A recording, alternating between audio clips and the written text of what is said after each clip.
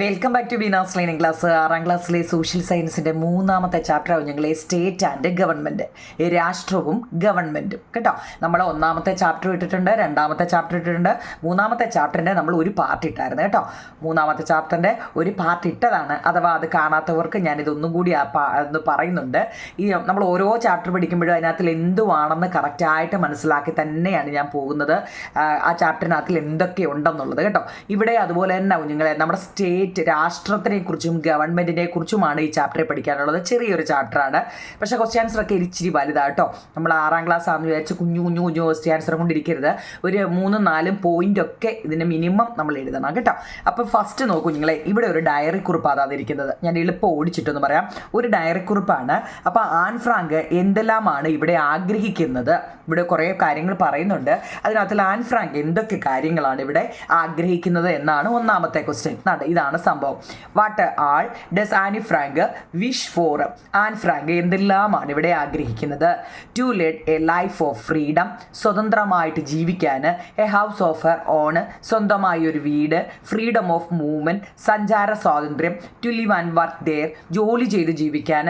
Her country and language. അത് നമുക്ക് ഞാൻ ഇതിനകത്തിൽ എന്നുവെച്ചാൽ നമ്മുടെ ഫസ്റ്റ് പേജിൽ പറയുന്നുണ്ട്, ഇതിനകത്ത് തന്നെ പറയുന്നുണ്ട് അവർക്ക് എന്തൊക്കെ ആഗ്രഹങ്ങളാണ് ഉള്ളതെന്ന് കേട്ടോ.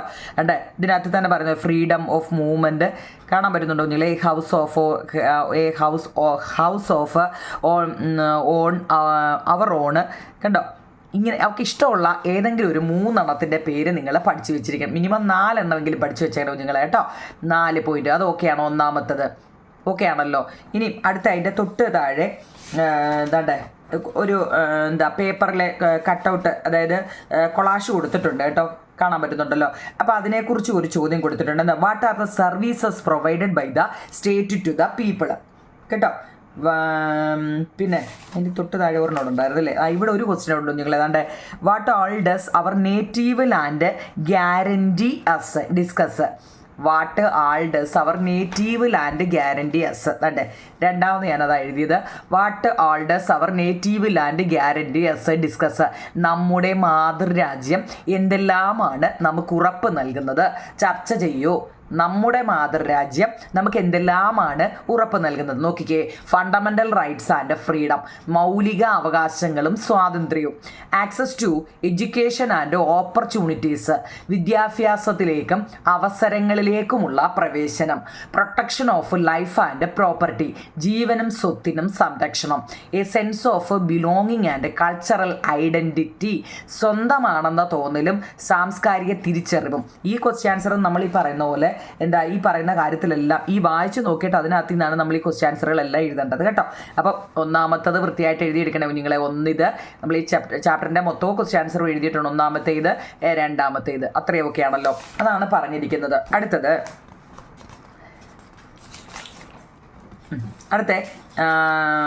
ഇപ്പം ഞാൻ വായിച്ചായിരുന്നു അല്ലേ. What are the service provided by the state of the people? നോക്കിക്കേ, ജനങ്ങൾക്ക് രാഷ്ട്രം എന്തെല്ലാം സേവനങ്ങളാണ് പ്രദാനം ചെയ്യുന്നത്?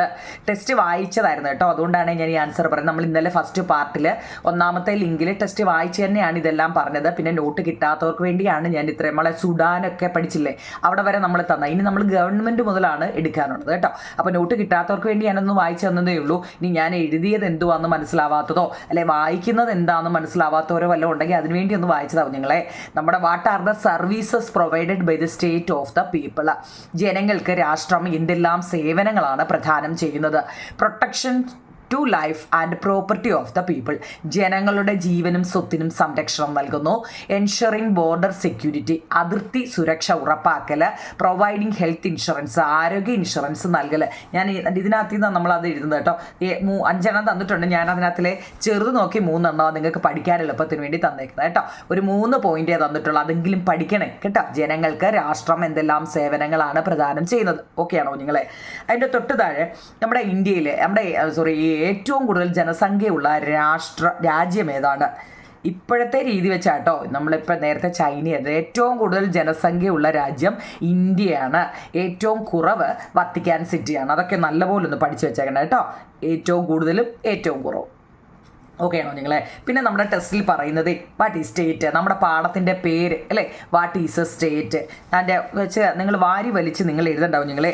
ചെറിയ രീതിയിൽ ഞാൻ തരാം. State is the highest socio political institutions formed by the people, a group of peoples living permanently within the definite territory with a sovereign government in a state. അതായത് state is the highest socio political institution എന്ന് വെച്ചാൽ ജനങ്ങൾ തന്നെ രൂപീകരിച്ച formed. നമ്മൾ ഈ ഒരു sentence എഴുതുമ്പോഴേ നമ്മളിത് ഇംഗ്ലീഷല്ലേ, ഇതിൻ്റെ മലയാളം അർത്ഥം നാണ്ട തിരിച്ച് കയറി പോയാൽ മതി കേട്ടോ. അപ്പോൾ നമുക്ക് സോഷ്യലൊക്കെ പഠിക്കുമ്പോൾ നിങ്ങൾക്ക് ഇതെന്തുവാ ഇല്ലയോ, അത് തിരിച്ചൊന്ന് പറഞ്ഞു നോക്കിയാൽ മതി. നിങ്ങൾ നോക്കിയേ, ജനങ്ങൾ രൂപീകരിച്ച ഏറ്റവും ഉന്നതമായ എന്തൊക്കെ സോഷ്യോ പൊളിറ്റിക്കൽ ഇൻസ്റ്റിറ്റ്യൂഷൻസ്. സോഷ്യോ എന്ന് വെച്ചാൽ എന്താണ്? സാമൂഹിക. പൊളിറ്റിക്കൽ എന്ന് വെച്ചാൽ രാഷ്ട്രീയ. ഇൻസ്റ്റിറ്റ്യൂഷൻ എന്ന് വെച്ചാൽ പ്രസ്ഥാനം, സ്ഥാപനം എന്നൊക്കെ നമ്മൾ പറയുന്നത് സ്ഥാപനങ്ങൾ അല്ലേ. അതാണ് എന്താ സ്റ്റേറ്റ് എന്ന് പറയുന്നത്. ഒരു മാർക്കിന് ചോദിച്ചാലും അത് തന്നെ എഴുതാം. വാട്ട് ഈസ് ദ സ്റ്റേറ്റ്, എന്താണ് ഈ രാഷ്ട്രം എന്ന് വെച്ച് കഴിഞ്ഞാൽ സ്റ്റേറ്റ് ഈസ് ദ ഹയസ്റ്റ് ആണ് നിങ്ങളെ socio political institutions formed by the people. വായിക്കാൻ പറ്റുന്നുണ്ടോ നിങ്ങളെ? A group of people living permanently within a definite territory with a sovereign എന്നാണ്. Government is a state. ഒരു നിശ്ചിത പ്രദേശത്ത് സ്ഥിരമായി, പെർമനൻ്റ്ലി എന്ന് വെച്ചാൽ സ്ഥിരമായിട്ട് അധിവസിക്കുന്ന എന്ന് വെച്ചാൽ താമസിക്കുന്ന പരമാധികാരമുള്ള. ഈ സോവറിങ് എന്ന് വെച്ച് കഴിഞ്ഞാൽ നിങ്ങൾ ആദ്യമായിട്ടാണ് കേൾക്കുന്നെങ്കിൽ പരമാധികാരം എന്നാണ് കേട്ടോ. പരമാധികാരം കേട്ടോ. അങ്ങനെ പരമാധികാരമുള്ള ഗവൺമെൻറ്റോട് കൂടിയതുമായ ഒരു ജനതയാണ് രാഷ്ട്രം എന്ന് പറയുന്നത്. ഇത് രണ്ട് വരിയിലും രാഷ്ട്രം എന്നാൽ നമ്മൾ പഠിക്കുന്ന ചാപ്റ്ററിൻ്റെ പേര് തന്നെ സ്റ്റേറ്റ് എന്നാവും നിങ്ങളെ. സ്റ്റേറ്റും ഗവൺമെൻറ്റും രാഷ്ട്രവും ഗവൺമെൻറ്റും എന്നാണ് നമ്മുടെ പാഠത്തിൻ്റെ പേര്. അപ്പം നിങ്ങൾ അതങ്ങ് അറിഞ്ഞിരിക്കണേ, എന്താണ് സ്റ്റേറ്റ് അല്ലെ എന്താണ് രാഷ്ട്രം.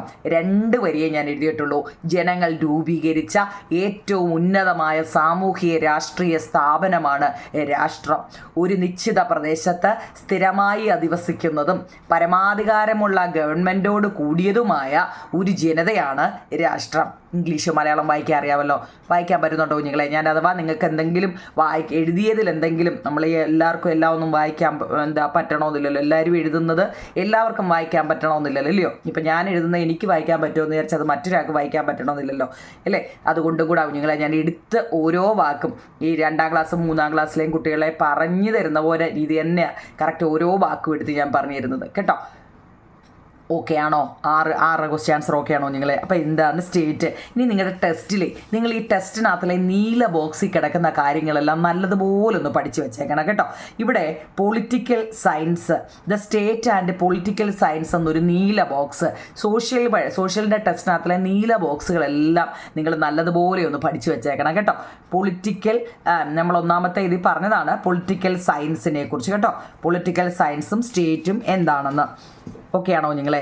ഇനി ഒരു മാർക്കിനെ നമ്മളോട് ചോദിക്കുക, നമ്മളിപ്പോൾ ഈ സ്റ്റേറ്റ് എങ്ങനെയാണ് ഫോം ചെയ്യുന്നത്, ഫോർമേഷൻ ഓഫ് സ്റ്റേറ്റ് എങ്ങനെയാവും നിങ്ങളെ? ഫോർമേഷൻ ഓഫ് സ്റ്റേറ്റ് എന്ന ഒരു രാഷ്ട്രം എങ്ങനെയാണ് രൂപപ്പെടുന്നത്?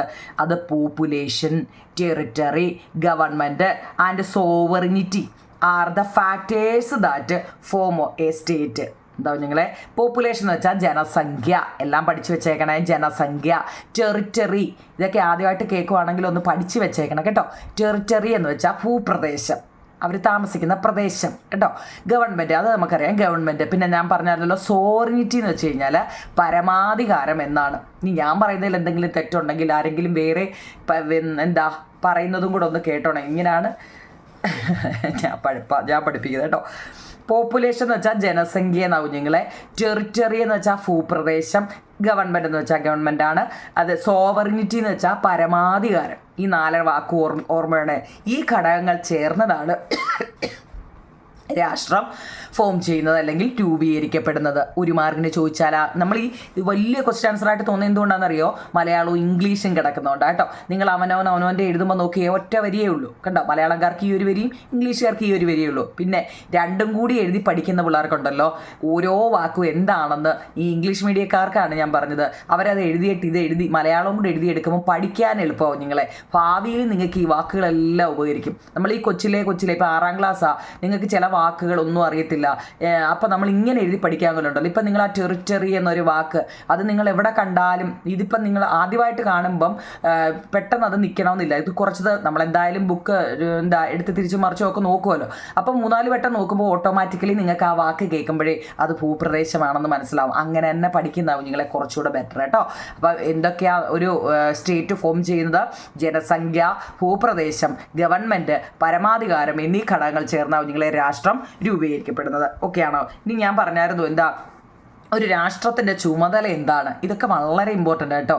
ഒരു രാഷ്ട്രത്തിൻ്റെ അല്ലെങ്കിൽ responsibility of state, it is the responsibility of the state to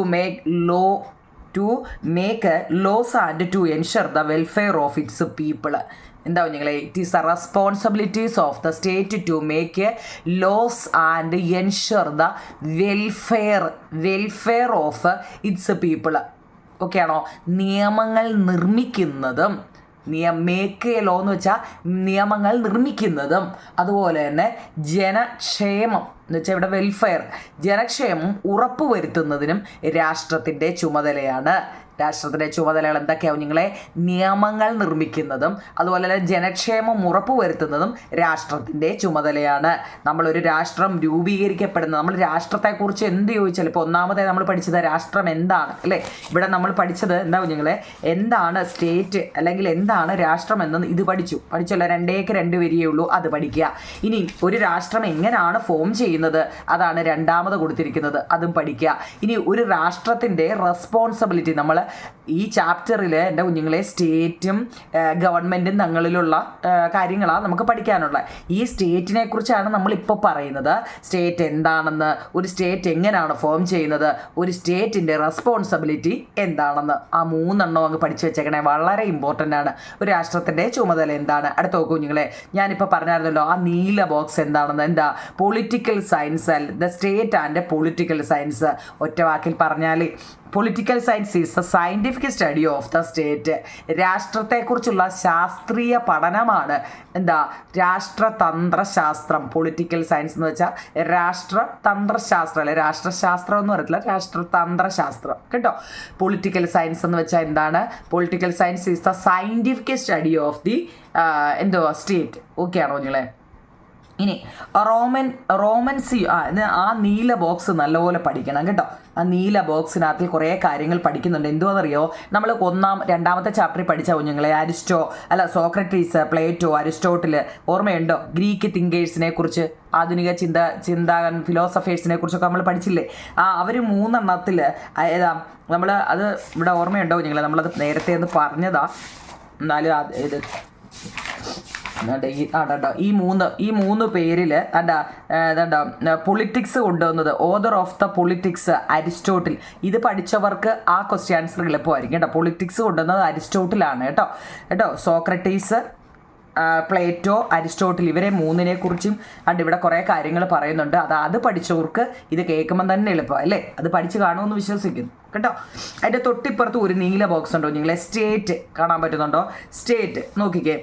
romance used city states civitas എന്നാണ് കേട്ടോ. അതുപോലെ ഗ്രീക്കുകാർ the Greek referred to city states ഏതാണ്? പോളിസ്. ഇത് 2 ഒരു മാർക്കിൻ്റെ നല്ല പ്രധാനപ്പെട്ട 2, കാരണം അത് 2 ചാപ്റ്ററിലും പറയുന്നുണ്ട്. അതുകൊണ്ട് അത് വളരെ ഇമ്പോർട്ടൻ്റ് ആവും നിങ്ങളെ.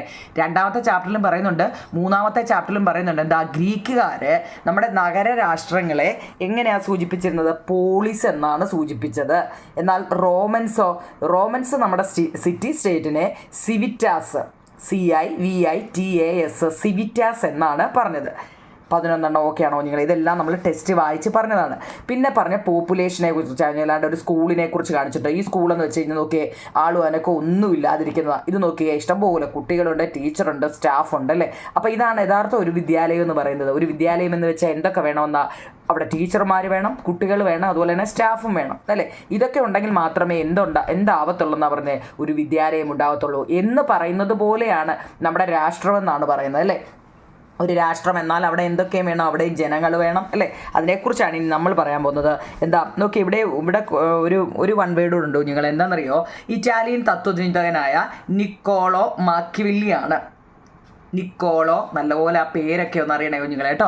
നിക്കോളോ മാക്കിവെല്ലിയാണ് സ്റ്റേറ്റ് എന്ന പദം ആദ്യമായിട്ട് ആധുനിക അർത്ഥത്തിൽ ഉപയോഗിച്ചത്. നമ്മൾ ഈ സ്റ്റേറ്റിനെ കുറിച്ചല്ലേ ഇപ്പോൾ പഠിച്ചുകൊണ്ടിരിക്കുന്നത്. ഈ സ്റ്റേറ്റ് എന്ന പദം ആദ്യമായിട്ട് ആധുനിക അർത്ഥത്തിൽ ഉപയോഗിച്ചത് ആരാണ്? നിങ്ങൾ ഈ കേൾക്കുമ്പോൾ തന്നെ ഇപ്പം തന്നെ അങ്ങ് പഠിച്ചു പോകും, പിന്നത്തേക്ക് പോകണ്ട. സ്റ്റേറ്റ് എന്ന പദം ആദ്യമായിട്ട് ആധുനിക അർത്ഥത്തിൽ ഉപയോഗിച്ചത് നിക്കോളോ മാക്കിവെല്ലി. CHIA കേട്ടോ. അണ്ട മലയാളം എഴുതിയിട്ടുണ്ട്, ഇംഗ്ലീഷും ഉണ്ട്. മാക്കിയവെല്ലി കേട്ടോ. ഓർത്തോണം ഇല്ലെങ്കിൽ അത് നല്ലൊരു മാർക്കിൻ്റെ ഒരു ക്വസ്റ്റ്യനാണ്. ഓക്കെ ആണോ? 12 എഴുതണേ. അപ്പം നമ്മൾ നേരത്തെ പറഞ്ഞതാണ് the country with the highest population ഇന്ത്യയാണ് കുഞ്ഞുങ്ങളെ. അതുപോലെ the country with lowest population, ജനസംഖ്യ കൂടുതലും ജനസംഖ്യ കുറവും നമ്മൾ എഴുതിയിട്ടുണ്ട്, വത്തിക്കാൻ സിറ്റിയാണ് കേട്ടോ. അപ്പം പിന്നെ നമ്മൾ ഈ ടെസ്റ്റിനകത്തിലെ ഇമോജിയുടെ ആയിരുന്നു ഒരു വർക്ക്ഷീറ്റ് കൊടുത്തിട്ടുണ്ട് അല്ലേ. ഇത് നമ്മൾ പറഞ്ഞതാണ്. ഇത് രണ്ടുമാണ് ശരി, ഇത് തെറ്റ, അതിനെക്കുറിച്ചൊക്കെ നമ്മൾ പറഞ്ഞതാണ്. പിന്നെ നമ്മൾ ടെറിറ്ററിയെ കുറിച്ചാവും ഞങ്ങളെ, ടെറിറ്ററി കേട്ടോ. ടെറിറ്ററി എന്ന് വെച്ചാൽ ഭൂപ്രദേശത്തെക്കുറിച്ചാണ്. അപ്പോൾ അതിന് 2 പടം കൊടുത്തിട്ടുണ്ട് നിങ്ങൾക്ക്. അതിനെക്കുറിച്ച് ഞാൻ പറഞ്ഞതാണ്, പിന്നെ ഈ ചാപ്റ്റർ ഫുള്ള് പറഞ്ഞത് കൊണ്ട് അങ്ങ് പറയുകയാണ്. 2 പടം ഉണ്ട്. സൗത്ത് സുഡാനാണ് രണ്ടും. ഇതിനകത്തിൽ എന്താ നോക്കി പടം കണ്ടോ? ഈ ചോദ്യത്തിൽ ഇതിൻ്റെ ഉത്തരങ്ങളാണ്. ഈ പടം നിങ്ങൾ നല്ലതുപോലെ നോക്കുക. എന്നിട്ട് ഇതാണ്ട ചോദ്യം. ടെറിറ്ററി അല്ലെങ്കിൽ ഭൂപ്രദേശം എന്ന്.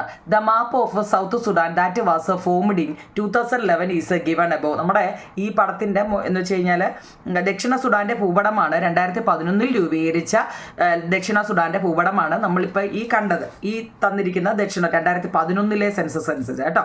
അപ്പം നോക്കിക്കേ, സെൻസസ് അല്ല, രൂപീകരിക്കപ്പെട്ട ദക്ഷിണ സുഡാൻ്റെ ഭൂപടമാണ് തന്നിരിക്കുന്നത്. അതിനകത്തിലെ ഒന്നാമത്തെ ചോദ്യം നോക്കൂ നിങ്ങളെ. ദക്ഷിണ സുഡാൻ ഏത് ഭൂഖണ്ഡത്തിലാണ് സ്ഥിതി ചെയ്യുന്നത്? ഏതാണ്? In which continent in South Sudan situated? Africa. മലയാളംകാർക്കും ഇംഗ്ലീഷുകാർക്കും ഉണ്ടേ.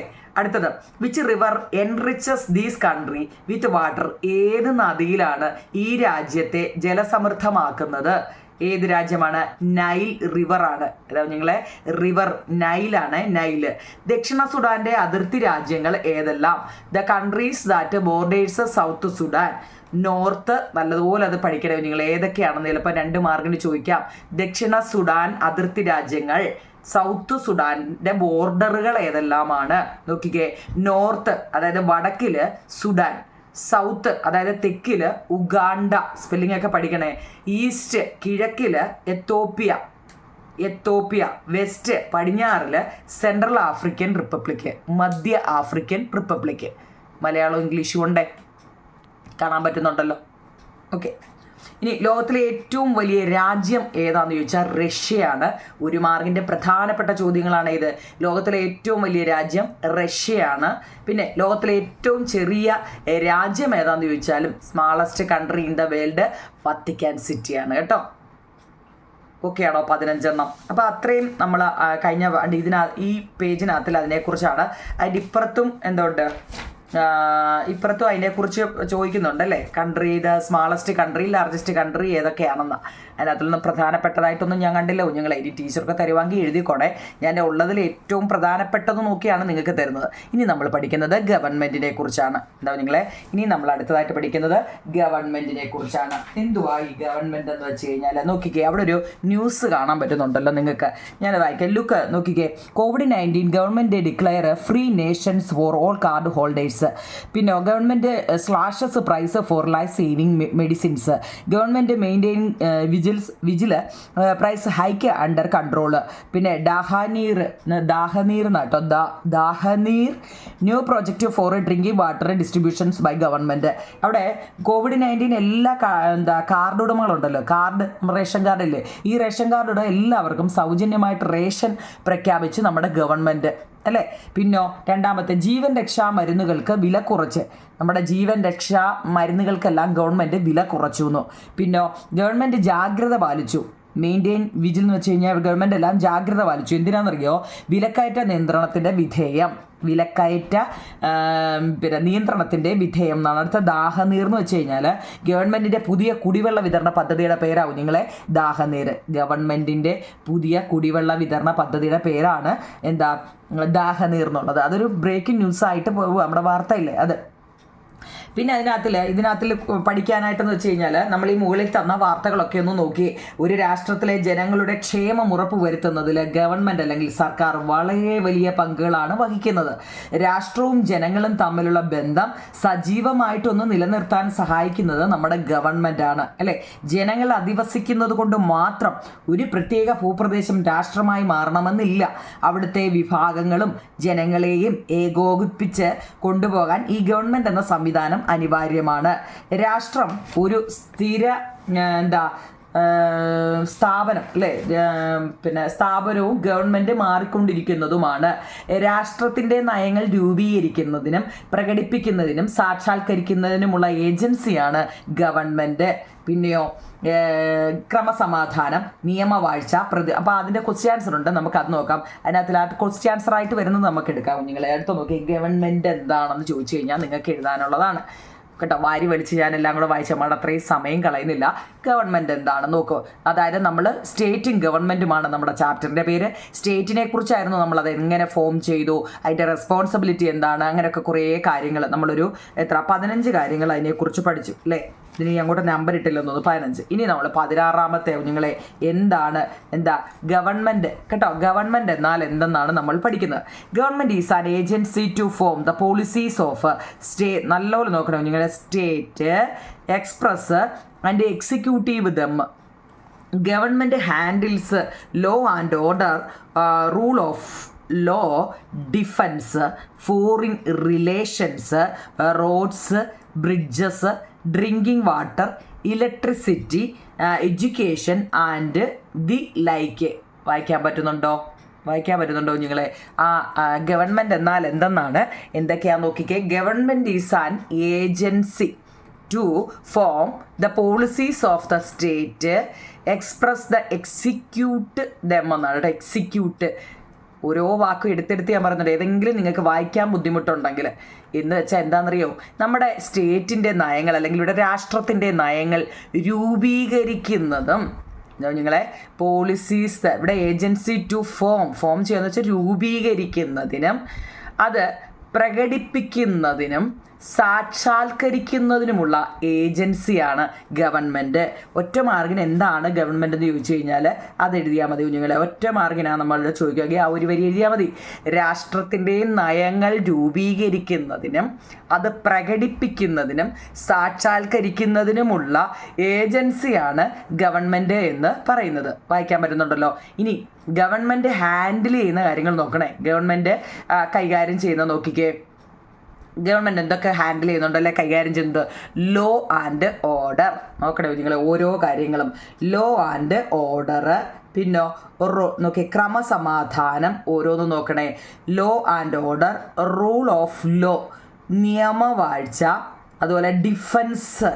വാക്കുകൾ ഓരോന്ന് ഓർത്തോ. ഡിഫൻസ് എന്ന് വെച്ചാൽ എന്താണ്? പ്രതിരോധം എന്നാണ്. പ്രതിരോധം. ഫോറിൻ റിലേഷൻസ്, വിദേശ ബന്ധങ്ങൾ. വിദേശ ബന്ധങ്ങൾ. റോഡുകൾ, ബ്രിഡ്ജസ്, പാലങ്ങൾ. ഡ്രിങ്കിങ് വാട്ടർ, കുടിവെള്ളം. ഇലക്ട്രിസിറ്റി, വൈദ്യുതി. പിന്നെ എഡ്യൂക്കേഷൻ, വിദ്യാഭ്യാസം. ആൻഡ് ദ ലൈക്ക് എന്ന് വെച്ചാൽ തുടങ്ങിയവയെല്ലാം കൈകാര്യം ചെയ്യുന്നത് ഗവൺമെൻറ്റാണ്, അല്ലേ? നമ്മളിപ്പോൾ ഗവൺമെൻറ് സ്കൂളിലല്ലേ പഠിക്കുന്നത്. അപ്പോൾ ഗവൺമെൻറ്റിൻ്റെ അല്ലേ. അപ്പോൾ സ്കൂൾ എന്തൊക്കെയുണ്ടെന്നാണ് പറഞ്ഞത്? ക്രമസമാധാനം, നിയമവാഴ്ച, പ്രതിരോധം, വിദേശ ബന്ധങ്ങൾ, റോഡുകൾ, പാലങ്ങൾ, കുടിവെള്ളം, വൈദ്യുതി, വിദ്യാഭ്യാസം തുടങ്ങിയവയെല്ലാം കൈകാര്യം ചെയ്യുന്നത് ഗവൺമെൻറ്റാണ്. വായിക്കാൻ പറ്റുന്നുണ്ടോ നിങ്ങളെ? അതായത് ലോ ആൻഡ് ഓർഡർ, പിന്നെ rules of law, defence, foreign relations, roads, bridges, drinking water, electricity, education and the life. ഇപ്പോൾ ഗവൺമെൻറ്റുമായിട്ട് ബന്ധപ്പെട്ട ചോദ്യമാണ് ഇത്. സ്റ്റേറ്റ് നമ്മൾ പഠിച്ചു കഴിഞ്ഞേ. അടുത്തതാണ് ഗവൺമെൻറ്റിനെ കുറിച്ചാണ് പറയുന്നത്. ഇനി ഗവൺമെൻറ്റിൻ്റെ പ്രധാന ചുമതലകൾ എന്തെല്ലാമാണ്? ഗവൺമെൻറ്റിൻ്റെ ചുമതല, റെസ്പോൺസിബിലിറ്റീസ് ഓഫ് ദ ഗവൺമെൻറ്. നമ്മൾ ഈ പറഞ്ഞ കാര്യങ്ങളെല്ലാം തന്നെ അങ്ങ് എഴുതി വെച്ചാൽ മതി നിങ്ങൾ. ഇപ്പം നമ്മൾ മേളിൽ പറഞ്ഞില്ലേ എന്താ, ലോ ആൻഡ് ഓർഡർ, ക്രമസമാധാനം കൈകാര്യം ചെയ്യുക, ഹാൻഡിൽ ചെയ്യുക. ലോ ആൻഡ് ഓർഡർ എന്ന് വെച്ചാൽ എന്തായിരുന്നു? ക്രമസമാധാനം. ഇപ്പം നമ്മൾ ആ പറഞ്ഞ കാര്യങ്ങളെല്ലാം അങ്ങ് എഴുതിയാൽ മതി കേട്ടോ. പിന്നെ ഡിഫൻസ് എന്ന് വെച്ചാൽ പ്രതിരോധത്തിനെ മാനേജ് ചെയ്യുക, കൈകാര്യം ചെയ്യുക. പിന്നെ ഫോറിൻ റിലേഷൻസ്, വിദേശ ബന്ധങ്ങളെ കണ്ടക്ട് ചെയ്യുക, നടത്തുക. മാനേജിങ് എഡ്യൂക്കേഷൻ, വിദ്യാഭ്യാസത്തെ മാനേജ് കൈകാര്യം ചെയ്യുക. പിന്നെ പ്രൊട്ടക്റ്റിംഗ് ദ സോവറിനിറ്റി, ഞാൻ മുമ്പേ പറഞ്ഞു ഈ സോവറിനിറ്റി എന്ന് വെച്ചാൽ പരമാധികാരം എന്നാണ് കേട്ടോ. Unity of the state, unity എന്ന് വെച്ചാൽ ഐക്യം എന്നാണ് കേട്ടോ. യൂണിറ്റി, ഐക്യം. എന്തിനാ? ഐക്യവും കാത്തു സൂക്ഷിക്കുക, പ്രൊട്ടക്റ്റ് ചെയ്യുക എന്ന് വെച്ചാൽ സംരക്ഷിക്കുക അല്ലേ. എന്തോത്തിനെയൊക്കെയാണ്? സോവറിനിറ്റിയെയും യൂണിറ്റിയെയും, ഇവിടുത്തെ നമ്മുടെ രാഷ്ട്രത്തിൻ്റെ ഇതെല്ലാം എന്താ, സോവറിനിറ്റിയും അതുപോലെ തന്നെ ഐക്യവും യൂണിറ്റിയെയും ഏതിൻ്റെ, നമ്മുടെ രാഷ്ട്രത്തിനെ പ്രൊട്ടക്റ്റ് ചെയ്യുക അല്ലെങ്കിൽ കാത്തു സൂക്ഷിക്കുക. അപ്പം നിങ്ങൾക്ക് ഇഷ്ടപ്പെട്ട ഒരു 4 പോയിൻ്റെങ്കിലും അതിനകത്ത് നിന്ന് പഠിച്ചു വെച്ചേക്കണം നിങ്ങൾ കേട്ടോ. 4 എണ്ണമെങ്കിലും എല്ലാം ഞാനെങ്കിൽ എത്രത്തോളം കുറച്ച് ചെയ്യാമോ അത്രത്തോളം കുറച്ച് ചെയ്യുക. ഗവൺമെൻറ് നമ്മൾ പഠിക്കുന്നത് സ്റ്റേറ്റിനെ കുറിച്ചെല്ലാം പറഞ്ഞു കഴിഞ്ഞു. ഗവൺമെൻറ്റിനെ കുറിച്ചാണ് ഇപ്പോൾ പറയുന്നത്. എന്തെല്ലാം കാര്യങ്ങളാണെന്ന് ഇവിടെ എഴുതി വെച്ചിട്ടുണ്ട്. ഗവൺമെൻറ്റിൻ്റെ റെസ്പോൺസിബിലിറ്റീസ് എന്തെല്ലാമാണെന്ന് ഒരു 5 പോയിൻ്റ് തന്നിട്ടുണ്ട്. അത് എഴുതിയെടുക്കണം കേട്ടോ. ടെസ്റ്റ് വായിക്കുന്നത് വെച്ച് കഴിഞ്ഞാൽ കണ്ട ഈ കാര്യങ്ങളൊക്കെയാണ് നമ്മളിപ്പോൾ എഴുതിയത്. അതുകൊണ്ടാണ് ഞാൻ ടെസ്റ്റ് വായിക്കാൻ കേട്ടോ. ഇതിനകത്തിലെ ക്വസ്റ്റ്യൻ ആൻസറുകളായിട്ടൊന്നും ഇല്ല. വെറുതെ നമ്മൾ സോവറിനിറ്റി എന്നാൽ എന്താണ് ആ തന്ന കാര്യങ്ങൾ തന്നെയാണ് ഞാൻ ഇതിലോട്ട് പറയുന്നത് കേട്ടോ. അതുകൊണ്ട് ഞാൻ ടെസ്റ്റ് വായിച്ചില്ല എന്ന് പറയണ്ടാവും നിങ്ങൾ. കണ്ട ഇപ്പോൾ സോവറിനിറ്റി കണ്ടോ, സോവറിനിറ്റി കാണാൻ പറ്റുന്നുണ്ടോ? അതെന്താണെന്ന് ഇതിനകത്തിലൊക്കെ സോവറിനിറ്റി എന്തുവാ? ഒരു വരി വായിക്കുമ്പോൾ ആ ഒരൊറ്റ വരിയേ ഉള്ളത് പ്രധാനപ്പെട്ട. നോക്കിയേ, the supreme power of the state to take decision without being subjected to external intervention or pressure in any form is termed sovereignty. എന്താണ്? പരമാധികാരം. മുമ്പ് ഞാൻ പറഞ്ഞാലോ സോവറിനിറ്റിയുടെ അർത്ഥം എന്താ നിങ്ങളെ? പരമാധികാരം എന്നാണ്. The supreme power of the state to take decisions without being subjected to external intervention or pressure in any form is termed sovereignty. ബാഹ്യ ഇടപെടലുകൾക്കോ സമ്മർദ്ദങ്ങൾക്കോ വിധേയമാകാതെ തീരുമാനങ്ങൾ എടുക്കാനുള്ള രാഷ്ട്രത്തിൻ്റെ പരമമായ അധികാരമാണ് പരമാധികാരം എന്ന് പറയുന്നത്. ബാഹ്യ ഇടപെടലുകൾക്കോ സമ്മർദ്ദങ്ങൾക്കോ വിധേയമാകാതെ തീരുമാനങ്ങൾ എടുക്കാനുള്ള രാഷ്ട്രത്തിൻ്റെ പരമമായ അധികാരമാണ് പരമാധികാരമെന്ന് പറയുന്നത്. ഓക്കെ ആണോ നിങ്ങളത്? ഓക്കെ ആണല്ലോ. അതിനകത്ത് സോവറിനിറ്റി എന്നാൽ എന്തെന്നേ അതിനകത്തുള്ളൂ. നിങ്ങളെ പിന്നെ വാരി വലിച്ച് ഇതിനൊക്കെ ആവശ്യം ഉണ്ടെങ്കിൽ മാത്രം എന്ന് വെച്ച് കഴിഞ്ഞാൽ ഞാനത് വേണമെങ്കിൽ ഒന്ന് വായിച്ചു തരാം. നിങ്ങൾ ഇനി അത് പ്ലക്കാർഡൊക്കെ അവിടെ കിടക്കുന്നുണ്ട്. എന്ന് വെച്ച് കഴിഞ്ഞാൽ ഇവിടെ ആണെങ്കിൽ നോക്കിയ ജനങ്ങൾ, ഭൂപ്രദേശം, ഗവൺമെൻറ് എന്നിവയുണ്ടെങ്കിലും പരമാധികാരമില്ലെങ്കിൽ രാഷ്ട്രത്തിന് അവിടെ നിലനിൽപ്പില്ല എന്നാണ് പറയുന്നത്. ശരിയല്ലേ? നമുക്ക് കുറേ ഭൂപ്രദേശം, ഗവൺമെൻറ് എന്നിവയുണ്ടെങ്കിലും പരമാധികാരമില്ലെങ്കിൽ ആ രാഷ്ട്രത്തിന് പിന്നെ നിലനിൽപ്പില്ല എന്നാണ് പറയുന്നത്. ഇവിടെ പറയുന്നത് കേട്ടോ, ഈ വരിയിൽ അതാണ് ഉദ്ദേശിക്കുന്നത്. ഇനി ഇവിടെ ഇവിടെ 2 പ്ലക്കാർഡ് കൊടുത്തിട്ടുണ്ട്. നോക്കണേ നിങ്ങളെ. ഇവിടെ democracy being toppled in Myanmar, America warn in intervention എന്ന് വെച്ചാൽ മ്യാൻമാറിൻ്റെ ജനാധിപത്യം അട്ടിമറിക്കപ്പെടുന്നു, ഇടപെടുമെന്ന് അമേരിക്കയുടെ മുന്നറിയിപ്പ്. ഇതാണ് ആ പ്ലക്കാർഡിൽ പറഞ്ഞിരിക്കുന്നത്. ഇവിടെ nuclear policy countries internal affair, no need of interference from other countries says India. ആണവ നയം രാജ്യത്തിൻ്റെ ആഭ്യന്തര വിഷയമാണ്, മറ്റ് രാജ്യങ്ങൾ ഇടപെടേണ്ടതില്ലെന്ന് ഇന്ത്യയും പറഞ്ഞു. അപ്പം ഇവിടെ ഈ തന്നിരിക്കുന്ന വാർത്തകളിൽ ഏതിനാണ് രാഷ്ട്രത്തിൻ്റെ പരമാധികാരം പരിപാലിക്കുന്നത്, എന്തുകൊണ്ടാണെന്ന് എഴുതാൻ നമ്മുടെ ഇന്ത്യയാണ് അല്ലേ, ഇന്ത്യയെക്കുറിച്ച്. അപ്പോൾ അതിനെക്കുറിച്ച് എഴുതാനൊന്ന് ചോദിച്ചതേ ഉള്ളൂ. അതൊക്കെ ഓവറായിട്ട് എഴുതുന്നവർക്കൊക്കെ അതൊക്കെ എഴുതിയാൽ മതി കേട്ടോ. ഞാനതൊക്കെ അങ്ങ് ഒഴിവാക്കി. കാരണം കൂടുതലായിട്ട് നോട്ട് വേണ്ടുന്നവർക്കൊക്കെ അത് എഴുതിയാൽ മതി കേട്ടോ. അപ്പം ഇനി നമ്മൾ പഠിക്കുന്നത് formation of state, various theories, രാഷ്ട്ര രൂപീകരണം, അതിൻ്റെ സിദ്ധാന്തങ്ങളെക്കുറിച്ചാവും നിങ്ങളെ ഇനി നമ്മൾ പഠിക്കുന്നത് കേട്ടോ. ഇവിടെ ഇതൊക്കെ വേണമെന്നുണ്ടെങ്കിൽ അധികത്തിൽ നമ്മൾ ഈ ഓവറായിട്ട് പഠിക്കുന്ന, നല്ലപോലെ പഠിക്കുന്ന പിള്ളേരുണ്ടല്ലോ, എല്ലാം പഠിച്ച് അരിച്ച് ഗുണിച്ച് പഠിക്കുന്നത്, അവർക്ക് വേണ്ടിയാണ് ഇതൊക്കെ കേട്ടോ. എല്ലാം ഞാൻ ഒരുവിധം ഇതിനകത്ത് എഴുതുന്നുണ്ട്. ഇതൊക്കെ ഞാനങ്ങ് ഒഴിവായതാണ് കേട്ടോ. അപ്പോൾ നമ്മൾ ഇനി അടുത്ത പഠിക്കുന്നത് ഫോർമേഷൻ ഓഫ് എന്താ നിങ്ങളെ state various theories. We have discussed the different components of state. Now let us examine how the state was formed. A panel discussion has been organized in the class on the formation of state. Look at the way how the children expressed their opinions. ഇവിടെ നോക്കൂ നിങ്ങളെ, ഇവിടെ രാഷ്ട്രത്തിൻ്റെ വിവിധ ഘടകങ്ങൾ എന്തൊക്കെയാണ് നാം ചർച്ച ചെയ്തില്ലേ. ഇനി രാഷ്ട്രം എങ്ങനെയാണ് രൂപം കൊണ്ടതെന്നൊന്ന് നമുക്ക് പരിശോധിക്കാമെന്നാണ് അവർ പറയുന്നത്. ഈ രാഷ്ട്രം എങ്ങനെയാണ് രൂപം കൊണ്ടത്? ഒരു മാർക്കിന് നമ്മൾ ഫോർമേഷൻ ഓഫ് സ്റ്റേറ്റ് പഠിച്ചതാണ് അല്ലേ. ഫോർമേഷൻ ഓഫ് സ്റ്റേറ്റ് നമ്മൾ പഠിച്ചതാണ്, രാഷ്ട്രം രൂപീകരിച്ചത്. പക്ഷേ ഈ രാഷ്ട്ര രൂപീകരണത്തെ സംബന്ധിച്ച് ക്ലാസ്സിൽ ക്ലാസ്സിൽ ഈ പിള്ളേരെല്ലാം കൂടെ ഉണ്ടല്ലോ ഒരു പാനൽ ചർച്ച നടത്തുകയാണ്. പാനൽ ചർച്ച സംഘടിപ്പിക്കും. പക്ഷേ കുട്ടികൾ അവരുടെ അഭിപ്രായങ്ങൾ എപ്രകാരമാണ് അവതരിപ്പിച്ചതെന്ന് താണ്ട് ഇവിടെ പറയാനാണ് പറഞ്ഞിരിക്കുന്നത്. ഇവിടെ നോക്കിയേ, ശക്തരെ അശക്തരെ ബലപ്രയോഗത്തിലൂടെ കീഴടക്കിയാണ് രാഷ്ട്രം സ്ഥാപിച്ചതെന്ന് ഈ കൊച്ചു പറയുകയാണ്. എന്താ പറഞ്ഞത്? The strong conquered the weak by force and എന്താ എസ്റ്റാബ്ലിഷ്ഡ് ദ സ്റ്റേറ്റ് എന്നാണ് അല്ലേ. ഒന്നും തെളിഞ്ഞിട്ടില്ല. ശക്തരെ അശക്തരെ ബലപ്രയോഗത്തിലൂടെ കീഴടക്കിയെന്നാണ് രാഷ്ട്രം സ്ഥാപിച്ചത്. അപ്പം ഇപ്പുറത്ത് നിന്നാണ് ഈ പെങ്കൊച്ച് പറയാ, not at all. It is the various contract made by the peoples that led to the formation of the state. എന്ന് വെച്ചാൽ അല്ല, ജനങ്ങൾ രൂപപ്പെടുത്തിയ കരാറുകളാണ് രാഷ്ട്ര രൂപീകരണത്തിൻ്റെ അടിസ്ഥാനമായത്. ജനങ്ങളാണ് എന്താ അടുത്ത ആൾ പറയുകയാണ്. എന്താ നിങ്ങളെ ജനങ്ങൾ നീ പറഞ്ഞത് തെറ്റാ. എന്താ ജനങ്ങൾ രൂപപ്പെടുത്തിയ കരാറുകളാണ് രാഷ്ട്രീയ രൂപീകരണത്തിൻ്റെ അടിസ്ഥാനമായതെന്ന് ഈ കൊച്ചു പറഞ്ഞു. അപ്പോൾ അടുത്ത ആളോ, none of these is correct. The state was not build by anyone. It was formed as a result of long term evolution. എന്ന് വെച്ചാൽ ഇതൊന്നുമല്ല ശരി, നിങ്ങൾ രണ്ട് പറഞ്ഞതും തെറ്റാ. എന്നോ ഇത് രാഷ്ട്രം ആരും നിർമ്മിച്ചതൊന്നുമല്ല. ഈ രാഷ്ട്രം എന്ന് പറയുന്നത് ആരും നിർമ്മിക്കുന്ന ഒന്നുമല്ല അല്ലേ. നമ്മൾ ക്ലാസ്സിൽ ഓരോന്ന് പറയുമ്പോൾ ഓരോരുത്തരും ഓരോന്നിനെ കുറിച്ച് പറയുമല്ലോ. അപ്പോൾ ഈ കൊച്ചു പറഞ്ഞ എന്താ, നിങ്ങൾ രണ്ടും പറഞ്ഞ തെറ്റാ. ഈ രാഷ്ട്രം ആരും നിർമ്മിച്ചതൊന്നുമല്ല. ദീർഘകാല പരിണാമങ്ങൾ, എവല്യൂഷൻ അല്ലേ, പരിണാമങ്ങളുടെ ഫലമായാണ് രാഷ്ട്രം രൂപീകരിക്കപ്പെട്ടതെന്ന് ഈ കൊച്ചു പറയുന്നതായിട്ടാണ്. അപ്പോൾ ഇത്രയേ ഉള്ളൂ നിങ്ങൾ. അതിനകത്ത് നമുക്ക് നോക്കിയ ക്വസ്റ്റ്യൻ ആൻസർ ആണ്. അവിടെ ഒരു തിയറീസ് ഓഫ് സ്റ്റേറ്റ് ഫോർമേഷൻ എന്ന് പറയുന്ന 3 ബോക്സ് കൊടുത്തിട്ടുണ്ട് കേട്ടോ. അത് നമുക്ക് നോക്കാം. ഒന്നാമത്തത് force theory, 2 theory of social contract, 2 theory of social evolution എന്നാണ് കേട്ടോ. എന്ന് വെച്ച് കഴിഞ്ഞാൽ നോക്കാം, ബലസിദ്ധാന്തം, ദ സ്റ്റേറ്റ് ഒറിജിനേറ്റഡ് ത്രൂ. നോക്കൂ നിങ്ങൾ, ബലസിദ്ധാന്തം ഫോഴ്സ് തിയറി എന്ന് വെച്ച് കഴിഞ്ഞാൽ the subjugations of the weaker by the stronger where a powerful individuals or a group imposed their will and established authority അല്ലേ. ആ കൊച്ചു പറഞ്ഞതുമായിട്ട് എന്തെങ്കിലും ബന്ധമുണ്ടോ? ആ കൊച്ചു പറഞ്ഞതുമായിട്ട് ചെറിയ സാമ്യമില്ലേ അത്? എന്ന് വെച്ചാൽ ശക്തരായ വ്യക്തികൾ ദുർബലരെ കീഴ്പ്പെടുത്തിക്കൊണ്ടാണ് രാഷ്ട്രം ഉത്ഭവിച്ചത്. ഫസ്റ്റ് കൊച്ചു പറഞ്ഞതാ ബലസിദ്ധാന്തം, അതിനകത്തിൽ വരുന്നുണ്ട്.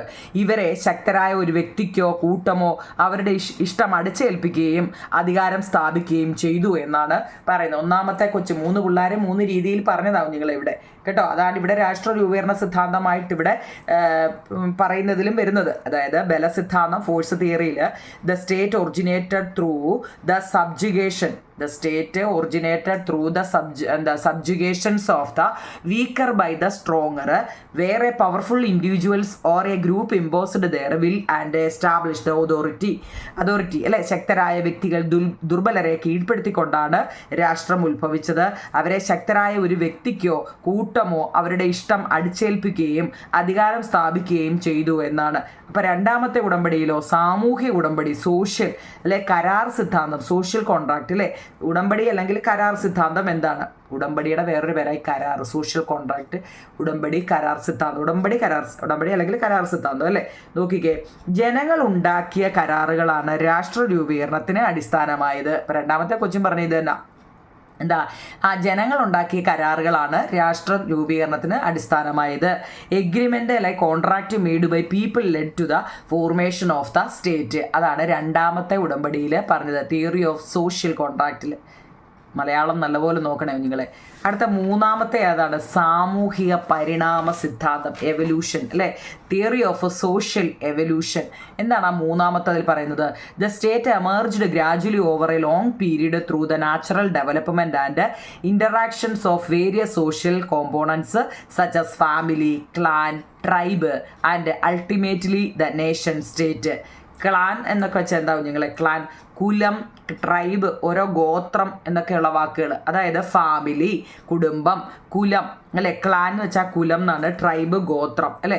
ഒടുവിൽ ദേശീയ രാഷ്ട്രം തുടങ്ങി വിവിധ സാമൂഹിക ഘടകങ്ങളുടെ സ്വാഭാവിക വികസനത്തിലൂടെയും ഇടപെടലിലൂടെയും ഒരു നീണ്ട കാലയളവിൽ രാഷ്ട്രം ക്രമേണ ഉയർന്നു വന്നു എന്നാണ് പറയുന്നത് കേട്ടോ.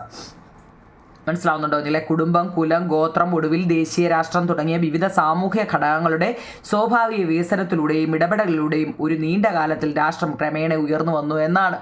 സാമൂഹിക പരിണാമ സിദ്ധാന്തമാണ് ഇത് പറയുന്നത്, സോഷ്യൽ എവല്യൂഷൻ കേട്ടോ. അത് 3 ആണ് ഈ പറഞ്ഞിരിക്കുന്നത്.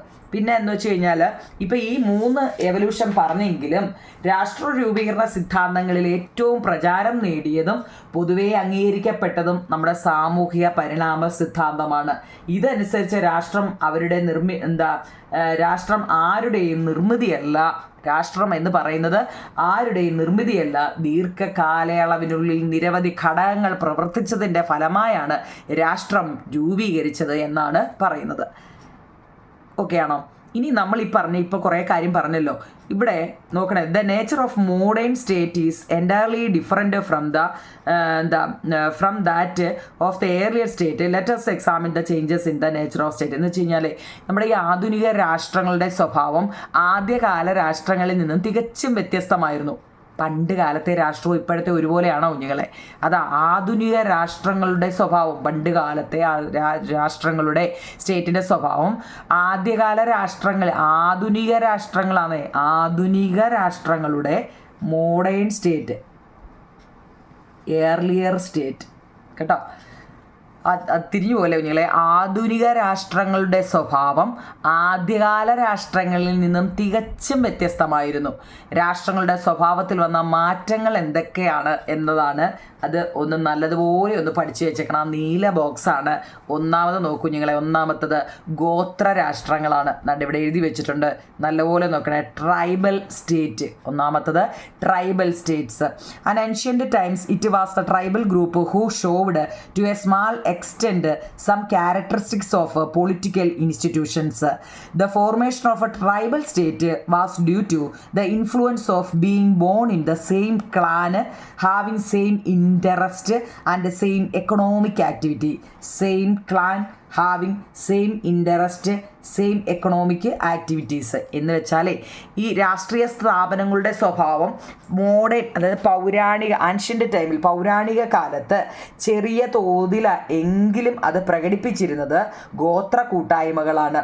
ഗോത്രവർഗ്ഗക്കാരാവും നിങ്ങളെ. രാഷ്ട്രീയ സ്ഥാപനങ്ങളുടെ സ്വഭാവം പൗരാണിക കാലത്ത് ചെറിയ തോതിലെങ്കിലും അവർ പ്രകടിപ്പിച്ചിരുന്നത് നമ്മുടെ ഗോത്ര കൂട്ടായ്മകളാണ്. ഒരേ വംശത്തിലുള്ള ജനനം, അതാണ് same clan having same interest, അതുപോലെ influence being born in to the same എന്ന് വെച്ച് കഴിഞ്ഞാൽ ഒരേ വംശത്തിലുള്ളവരുടെ ജനനം, ഒരേ ഒരു താല്പര്യങ്ങൾ, ഒരേ സാമ്പത്തിക പ്രവർത്തനങ്ങൾ എന്നിവയുടെ സ്വാധീനം ഗോത്രരാഷ്ട്രങ്ങളുടെ രൂപീകരണത്തിന് കാരണമായി. ഓക്കെ ആണോ? അടുത്തത് Greek city state. Greek city state ഓർമ്മയുണ്ടോ? ഗ്രീക്ക് നഗര രാഷ്ട്രങ്ങൾ. It is the Greek city state that exhibit the most similarity with modern state. Athens, Sparta etcetera are examples. ഓർമ്മയുണ്ടോ നിങ്ങളിത്? നമ്മൾ ആധുനിക ഗ്രീക്കിനെ കുറിച്ച് കഴിഞ്ഞ പഠിച്ചതാ. ഗ്രീസ് അല്ലേ, ഗ്രീക്ക്. അതായത് ആധുനിക രാഷ്ട്രങ്ങളോട് ഏറ്റവും അധികം സാദൃശ്യം പുലർത്തുന്നവയാണ് നമ്മുടെ ഗ്രീക്ക് നഗര രാഷ്ട്രങ്ങൾ. ആധുനിക രാഷ്ട്രങ്ങളോട് ഏറ്റവും അധികം സാദൃശ്യം പുലർത്തുന്നവയാണ് ഗ്രീക്ക് നഗര രാഷ്ട്രങ്ങൾ. അതിലെ ഏതൻസ്, സ്പാർട്ട എന്നിവ അതിന് 2 ഉദാഹരണങ്ങളാണ്. അത് നമ്മൾ കഴിഞ്ഞ ചാപ്റ്ററിൽ പഠിച്ചതാണ്. ഗ്രീക്ക് സിറ്റി സ്റ്റേറ്റ്, ഗ്രീക്ക് നഗര രാഷ്ട്രങ്ങൾ. ഒന്നാമത് പഠിച്ചത് ഗോത്ര രാഷ്ട്രങ്ങൾ, രണ്ടാമത് പഠിച്ചത് ഗ്രീക്ക് നഗര രാഷ്ട്രങ്ങൾ. നമ്മൾ ഓരോ രാഷ്ട്രങ്ങളെ കുറിച്ചാണ് പഠിക്കുന്നത്. മൂന്നാമത്തതാണ് ഏതാണ്? Oriented administrative system. Oriental administrative systems എന്താന്ന് നോക്കിയാൽ some of the characteristics of modern state were estimated by oriental administrative systems. The centre of river valley civilisation such as Mesopotamia, Egypt and China are examples. People led an urban lifestyle in these bronze age civilisation centre. ഓർമ്മയുണ്ടോ? ഇതും കഴിഞ്ഞ ചാപ്റ്ററിൽ പഠിച്ചതാ. ആധുനിക രാഷ്ട്രങ്ങളുടെ ചില സവിശേഷതകൾ പ്രകടിപ്പിച്ചിരുന്നവയാണ് പൗരസ്ത്യ ഭരണ സംവിധാനങ്ങൾ. ഒരു മാർക്കിന് ചോദിച്ചാൽ അത് എഴുതിയാൽ മതി കുഞ്ഞുങ്ങളെ. ആധുനിക രാഷ്ട്രങ്ങളുടെ ചില സവിശേഷതകൾ പ്രകടിപ്പിച്ചിരുന്ന നമ്മുടെ പൗരസ്ത്യ ഭരണ സംവിധാനങ്ങളായിരുന്നു. പക്ഷേ നദീതട സംസ്കാരങ്ങൾ, ഓർമ്മയുണ്ടോ? റിവർ വാലി നദീതട സംസ്കാരങ്ങൾ കേന്ദ്രങ്ങളായ മെസോപ്പൊട്ടോമിയ, ഈജിപ്റ്റ്, ചൈന എന്നിവ ഉദാഹരണങ്ങളാണ്. വെങ്കലയുഗം, ബ്രോൺസ് ഏജ്, വെങ്കലയുഗ സംസ്കാര കേന്ദ്രങ്ങളായ ഇവിടങ്ങളിൽ ജനങ്ങൾ വില്ലേജ് ലൈഫ് അർബൻ ലൈഫായിരുന്നു. എന്ന് വെച്ചാൽ ഒരു നാഗരിക ജീവിതമാണ് അവർ നയിച്ചിരുന്നത്. ഇതൊക്കെ നല്ലപോലെ ഒന്ന് പഠിച്ചു വെച്ചേക്കണേ. പൗരസ്ത്യ ഓറിയൻ്റൽ അഡ്മിനിസ്ട്രേറ്റീവ് സിസ്റ്റം, പൗരസ്ത്യ ഭരണ സംവിധാനങ്ങൾ എന്താണെന്നുള്ളതാണ്. ഓക്കെ ആണോ? ഇനി അടുത്ത നമ്മൾ അത് കഴിഞ്ഞിട്ട് വരുന്നത് റോമൻ എംപയർ. ഇതെല്ലാം കഴിഞ്ഞ ചാപ്റ്ററിലുള്ളതാണ്. The administrative system, law and basis, infrastructure the exist in the Roman empire showed similarities to that of modern state. റോമാ സാമ്രാജ്യത്തിൽ നിലനിന്നിരുന്ന ഭരണ സംവിധാനം, നിയമം, അടിസ്ഥാന സൗകര്യങ്ങൾ എന്നിവ ആധുനിക രാഷ്ട്രങ്ങളോട് സമാനത പുലർത്തുന്നവയാണ്. നമ്മുടെ റോമാ സാമ്രാജ്യത്തിൽ നമ്മൾ ഇതെല്ലാം പഠിച്ചതാണ്. റോമാ സാമ്രാജ്യത്തിൽ നിലനിന്നിരുന്ന ഭരണ സംവിധാനം, നിയമം, അടിസ്ഥാന സൗകര്യങ്ങൾ എന്നിവ ആധുനിക രാഷ്ട്രങ്ങളോടും സമാനത പുലർത്തുന്നവയാണ്. അതാണ് റോമാ സാമ്രാജ്യം. അടുത്തത് feudal states were formed after the decline of the Roman Empire.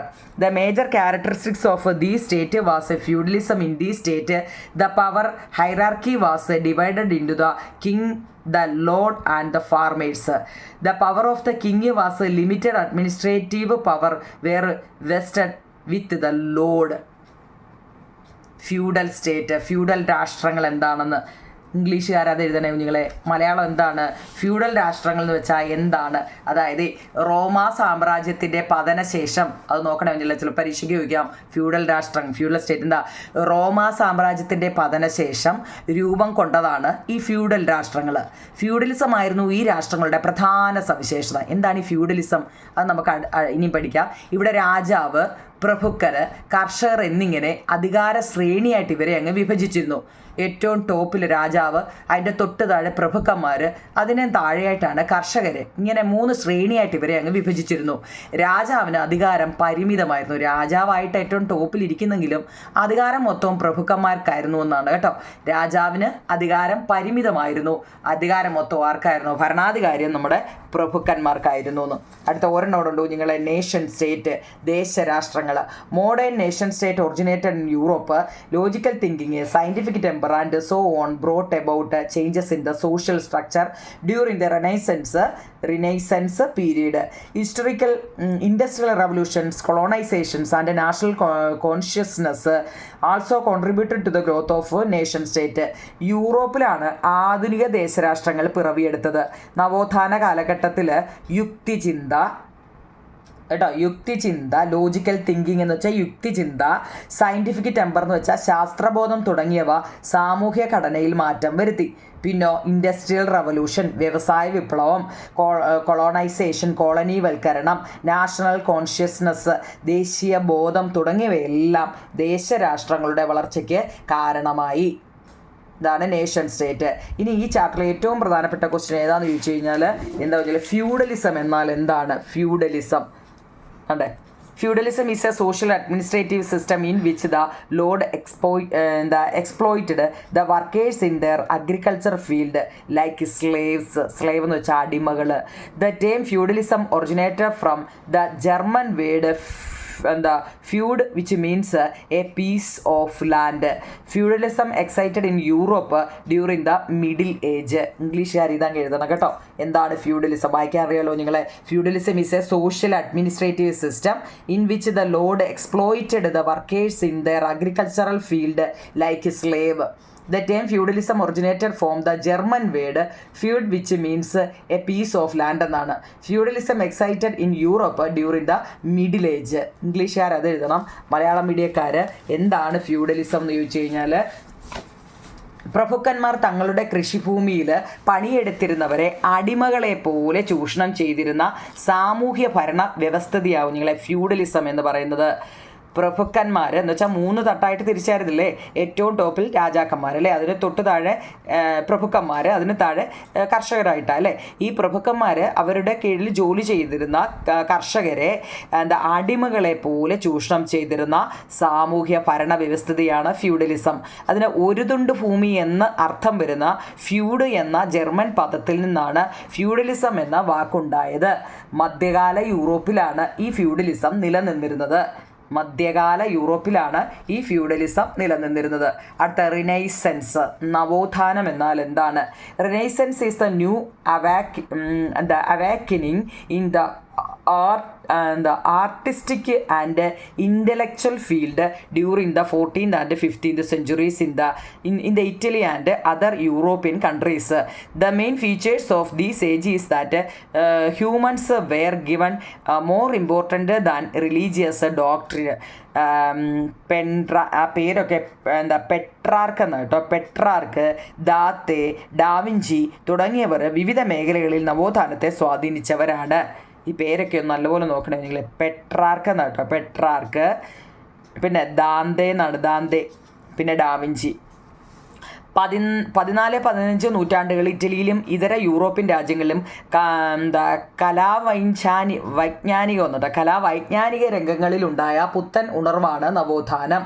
മതപരമായ ആശയങ്ങളെക്കാൾ മനുഷ്യർക്ക് പ്രാമുഖ്യം കൽപ്പിക്കപ്പെട്ടു എന്നാണ് ഈ കാലഘട്ടത്തിൻ്റെ പ്രധാന സവിശേഷത. പെട്രാർക്ക്, ദാത്തെ, ഡാവിഞ്ചി തുടങ്ങിയവർ വിവിധ മേഖലകളിൽ നവോത്ഥാനത്തെ സ്വാധീനിച്ചിരുന്നവരാണ്. 3 വരിയേ ഉള്ളൂ. എല്ലാ ക്വസ്റ്റ്യൻ ആൻസറിനെയും നോക്കിയാൽ നിങ്ങൾക്ക് മനസ്സിലാവും. എല്ലാത്തിൻ്റെയും 3 എന്ന് വെച്ചാൽ വലിയ വലിയ ക്വസ്റ്റ്യൻ ആൻസറിൽ ചുരുക്കി 3 സെൻറ്റൻസ്, 3 വരികൾ, 3 സെൻറ്റൻസ് വീതമാണ് തന്നിരിക്കുന്നത്. ഇനി അതൊക്കെ ഇതിനകത്തിൽ പറഞ്ഞിരിക്കുന്നത്. അതുകൊണ്ട് ഇവിടെ ഒരു ബോക്സിനകത്തിൽ കൊടുത്തിരിക്കുന്നത് ഏതൊക്കെ നമ്മളിപ്പോൾ ഈ വായിച്ച കാര്യങ്ങളിലൊക്കെ ഏതൊക്കെ വരുന്നു എന്നുള്ളതാണ് കേട്ടോ. അത് വളരെ ഇമ്പോർട്ടൻ്റ് ആണ്. അതായത് ഫസ്റ്റിൽ നിങ്ങളുടെ ഇംഗ്ലീഷുകാർ നോക്കണം. നിങ്ങൾ ഫസ്റ്റിൽ ഈ രാജാവ്, പ്രഭുക്കരെ, കർഷകർ എന്നിങ്ങനെ അധികാര ശ്രേണിയിൽ രാജാവിന് പരിമിത അധികാരം കൊടുത്തത് ഏതിലായിരുന്നു? ഫ്യൂഡലിലായിരുന്നു കേട്ടോ, ഫ്യൂഡൽ സ്റ്റേറ്റിലായിരുന്നു. പിന്നെ യുക്തിചിന്ത, ശാസ്ത്രബോധം, വ്യവസായ വിപ്ലവം, ദേശീയബോധം, നമ്മളിപ്പോൾ ഈ എഴുതി വെച്ചതിൽ ഇതിൽ ഏതൊക്കെ ഉണ്ടെന്നാ അത് ഏതിലായിരുന്നു? നേഷൻ സ്റ്റേറ്റിലായിരുന്നു, ദേശരാഷ്ട്രത്തിലായിരുന്നു കേട്ടോ, ദേശരാഷ്ട്രത്തിൽ. പിന്നെ ബ്രോൺസ് ഏജ് ഒക്കെ വന്നത് ഏതിലായിരുന്നു? ഓറിയന്റഡ് സ്റ്റേറ്റിലായിരുന്നു. ബ്രോൺസ് ഏജ് എന്ന് കേൾക്കുമ്പോഴേ അത് ഓറിയന്റഡ് സ്റ്റേറ്റിലായിരുന്നു. പിന്നെ ഒരേ വർഗത്തിലുള്ള ജനനം, പൊതു താല്പര്യങ്ങൾ, ഒരേ സാമ്പത്തിക പ്രവർത്തനങ്ങൾ എല്ലാം ഒരേപോലെ സെയിം ആയിട്ട് വന്നത് ട്രൈബലിലുമായിരുന്നു കേട്ടോ. ട്രൈബൽ എന്ന് വെച്ചാൽ ഗോത്ര രാഷ്ട്രത്തിൽ. എന്താണ് ഫ്യൂഡൽ സ്റ്റേറ്റ് എന്ന് വെച്ചാൽ ഫ്യൂഡൽ രാഷ്ട്രം. പിന്നെ നേഷൻ സ്റ്റേറ്റ് എന്ന് വെച്ചാൽ ദേശരാഷ്ട്രം. ഓറിയന്റഡ് സ്റ്റേറ്റ് എന്ന് വെച്ചാൽ പൗരസ്ത്യ ഭരണ സംവിധാനങ്ങൾ. ട്രൈബൽ സ്റ്റേറ്റ് എന്ന് വെച്ച് കഴിഞ്ഞാൽ ഗോത്ര രാഷ്ട്രം. ഇത് നല്ലപോലെ ഫില്ല് ചെയ്യണേ. പിന്നെ അതിനകത്തിൽ ഒരു സ്റ്റേറ്റും രാഷ്ട്രവും കൂടെ ഫില്ല് ചെയ്യാനുണ്ട്. അതായത് കുറേ എണ്ണം ഷഫിൾ ചെയ്ത് തന്നിട്ട് നിങ്ങൾ അതിനെ ഒന്ന് നേരെയാക്കി എഴുതാനോ നിങ്ങൾ കേട്ടോ. നമ്മുടെ ഇത് നോക്കിയേ, ഇറ്റ് ഹാസ് എ സോവറിനിറ്റി, രാഷ്ട്രവും സ്റ്റേറ്റും തമ്മിലുള്ള ഈ ടെസ്റ്റിനകത്തിൽ കിടപ്പുണ്ട്. അത് ഒന്ന് എഴുതാൻ ചോദിച്ചിട്ടുണ്ട്. ഇറ്റ് ഹാസ് എ സോവറിനിറ്റി, അവർക്ക് പരമാധികാരം ആർക്കുണ്ട്? രാഷ്ട്രത്തിനുണ്ട്. വിശാലമായ സങ്കല്പമാണ്. It is a broad concept. It is a permanent institution, ഒരു സ്ഥിര സ്ഥാപനമുണ്ട് അല്ലേ, സ്ഥിര സ്ഥാപനമാണത്. All peoples are included in these, എല്ലാ ജനങ്ങൾക്കും ഇതിൽ ഉൾക്കൊള്ളുന്നുമുണ്ട്. ഏതാ? രാഷ്ട്രത്തിൽ. അപ്പോൾ ഗവൺമെൻറ്റിലോ മാറിക്കൊണ്ടേയിരിക്കുന്നതാണ്. ഇറ്റ് കീപ്സ് ചേഞ്ച് ചെയ്തുകൊണ്ടേയിരിക്കുകയാണ് അല്ലേ. It is a components of the state, രാഷ്ട്രത്തിൻ്റെ ഒരു ഘടകമാണ്. അഡ്മിനിസ്ട്രേഷൻ ഓഫീഷ്യൽസ് ആർ ഇൻക്ലൂഡഡ്, ഭരണാധികാരികളും ഉദ്യോഗസ്ഥരും ഒക്കെ ഇതിനകത്തിൽ പെടുന്നുണ്ട്. സോവറിനിറ്റി ഈസ് എക്സിക്യൂട്ടഡ്, പരമാധികാരമാണ് ഇവിടെ വിനിയോഗിക്കുന്നത്. എല്ലാ ആരാണ്? ഏജൻസികളുമാണ്. ഇത് നല്ലതുപോലെ എഴുതിയെടുക്കണമെങ്കിൽ സ്റ്റേറ്റും ഗവൺമെൻറ്റും തമ്മിലുള്ള ഡിഫറൻസുകൾ കേട്ടോ നമ്മുടെ ടെസ്റ്റിനകത്ത് തന്നിട്ടുണ്ട്. ഇനി ഈ ചാപ്റ്ററിൽ ഏറ്റവും പ്രധാനപ്പെട്ട ഒരു ക്വസ്റ്റ്യൻ ആൻസർ ആണ് എന്താണെന്നറിയോ? Organs of government. അത് ഞാൻ എഴുതിയിട്ടില്ല, കാരണം എല്ലാവരുടെയും ടെസ്റ്റിനകത്തിൽ ഇത് കൊടുത്തിട്ടുണ്ട്. അതുകൊണ്ട് കാരണം പച്ച ബോക്സിൽ നല്ല ഇതായിട്ട് കൊടുത്തിട്ടുണ്ട്. അത് ഞാൻ ഇവിടെ എഴുതി നോക്കിയേ. ടെക്സ്റ്റിലെ ഇമ്പോർട്ടൻ്റ് പഠിക്കണം, വളരെ ഇമ്പോർട്ടൻ്റ് ആണ്. ലെജിസ്ലേച്ചർ എന്ന് വെച്ചാൽ നിയമനിർമ്മാണ വിഭാഗം, എക്സിക്യൂട്ടീവ് എന്ന് വെച്ചാൽ കാര്യനിർവഹണ വിഭാഗം, ജുഡീഷ്യറി എന്ന് വെച്ചാൽ നീതിന്യായ വിഭാഗം. കണ്ടോ, ഇത് ഇത്രയും ബോക്സ് വരച്ചിട്ട് എഴുതണേ എന്ന് പറയുന്നുണ്ട് കണ്ടോ. ഏതൊക്കെയാണ്? Legislature, executive, judiciary. ഇതിൻ്റെ മലയാളം പറയണേ നിങ്ങൾ. എന്ന് വെച്ചാൽ ലെജിസ്ലേച്ചർ എന്ന് വെച്ച് കഴിഞ്ഞാൽ എന്താ അവർ പറയുക? The major responsibilities of the legislature include making law and bring. എന്ന് വെച്ചാൽ എന്തോന്നറിയോ? രാജ്യത്തിന് ആവശ്യമായ നിയമങ്ങൾ നിർമ്മിക്കുക, നിലവിലുള്ള നിയമങ്ങൾ മാറ്റം വരുത്തുക തുടങ്ങിയവയാണ് നിയമനിർമ്മാണ വിഭാഗത്തിൻ്റെ പ്രധാന ചുമതലകൾ.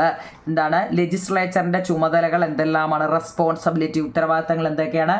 രാജ്യത്തിന് ആവശ്യമായ ആവശ്യമായ നിയമങ്ങൾ നിർമ്മിക്കുക, അവർക്ക് ആവശ്യമായ നിയമങ്ങൾ ഉണ്ടാക്കുക. പിന്നോ നിലവിലുള്ള നിയമങ്ങൾ മാറ്റം വരുത്തുക, നിലവിൽ വല്ലതും ഉണ്ടെങ്കിൽ അതെല്ലാം മാറ്റുക. പിന്നോ തുടങ്ങിയാണ് നിയമനിർമ്മാണ വിഭാഗത്തിൻ്റെ പ്രധാന റെസ്പോൺസിബിലിറ്റീസ്. രാഷ്ട്രഭരണത്തെ നിയന്ത്രിക്കുന്നതിൽ നിയമനിർമ്മാണ വിഭാഗത്തിന് കാര്യമായ പങ്കുണ്ട്. എന്നാൽ എക്സിക്യൂട്ടീവ് എന്ന് വെച്ചാൽ കാര്യനിർവഹണ വിഭാഗം. അതിനകത്തിലോ the laws made by the legislature are implemented and the administrative carried out by the executive. The day to day activities of the government are executed by the എന്ന് വെച്ചാൽ നിയമനിർമ്മാണ സഭ നിർമ്മിക്കുന്ന നിയമങ്ങൾ നടപ്പിലാക്കുകയും അതുപോലെ തന്നെ ഭരണനിർവഹണം നടത്തുകയും ചെയ്യുന്നത് കാര്യനിർവഹണ വിഭാഗമാണ്. ഗവൺമെന്റിന്റെ ദൈനംദിന പ്രവർത്തനങ്ങൾ നിർവഹിക്കുന്നതും ഈ വിഭാഗമാണ്. ഏതാ? എക്സിക്യൂട്ടീവാണ്. എന്നാൽ ജുഡീഷ്യറിയോ? The judiciary interpret laws, resolve disputes and punishes the ഒഫൻസുകൾ. നമുക്ക് നിയമങ്ങൾ വ്യാഖ്യാനിക്കുന്നതും തർക്കങ്ങളും തീർപ്പ് കൽപ്പിക്കുന്നതും കുറ്റം ചെയ്തവരെ ശിക്ഷിക്കുന്നതും ഒക്കെ ഈ ജുഡീഷ്യറിയാണ്, ന്യായ വിഭാഗമാണ്. നിയമനിർമ്മാണ വിഭാഗം നിയമങ്ങൾ നിർമ്മിക്കുമ്പോൾ കാര്യനിർവഹണ വിഭാഗം അത് നടപ്പിലാക്കുന്നു.